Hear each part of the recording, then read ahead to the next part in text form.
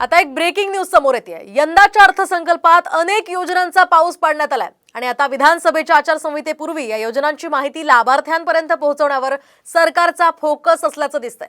तर लाडकी बहीण विद्यावेतन यांसारख्या 5 मोठमोठ्या योजनांच्या प्रचार आणि प्रसिद्धीसाठी तब्बल 200 कोटी रुपयांचा खर्च होईल असाही अंदाज आहे। त्यामुळे विश्वसनीय सूत्रांकडून साम टीव्हीला ही माहिती मिळाली आहे। विशेष म्हणजे जिल्हा नियोजन समित्यांच्या माध्यमातून सुद्धा यासाठी निधी उपलब्ध करून दिला जाणार आहे। त्यामुळे सरकारच्या तिजोरीवर हा मोठा बोजा असणार आहे। या संदर्भातली अधिकची माहिती जाणून घेऊयात। 5 महत्त्वाच्या योजना त्या कोणत्या आहेत?